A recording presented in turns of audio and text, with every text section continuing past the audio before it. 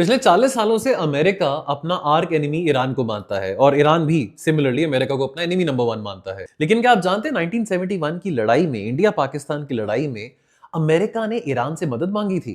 जी हां, एक America Iran China Pakistan nexus बना हुआ था जो कि रोकना चाहता था इंडिया सोवियत यूनियन के नेक्सस को।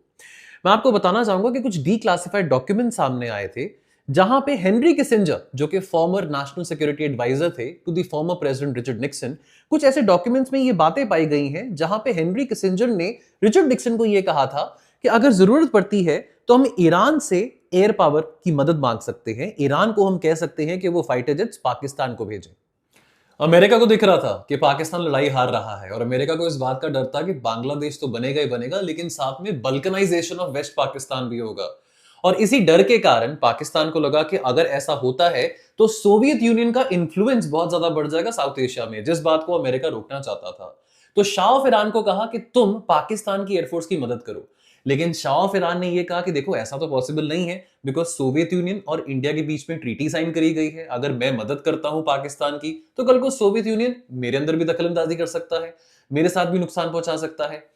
तो शाह ऑफ ईरान ने यह सजेस्ट किया कि क्यों ना हम जॉर्डन को अप्रोच करें, और यह कहा हेनरी किसिंजर को कि जॉर्डन के किंग हुसैन को बोले कि वो F-104 फाइटर एयरक्राफ्ट्स के 2 स्क्वाड्रन्स पाकिस्तान की एयरफोर्स को दे।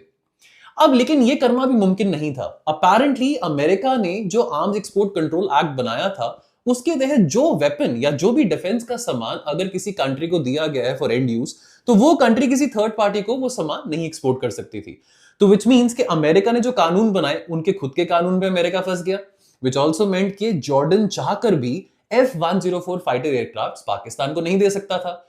और इस कानून को, आर्म्स एक्सपोर्ट कंट्रोल एक्ट के कानून को जो अमेरिका ने बनाया था, उसको ट्वीक करने के लिए बहुत टाइम लगना था, और तब तक तो ऑब्वियसली बांग्लादेश भी आजाद होने ही वाला था।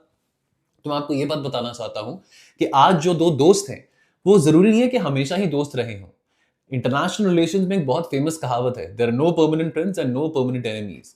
तो वही अमेरिका जो कि आज ईरान का दुश्मन बना हुआ है कभी ईरान का बहुत करीब था, और वही अमेरिका जो कि आज इंडिया का दोस्त बना हुआ है वो कभी इंडिया के भी एंटी स्टैंस ले रहा था।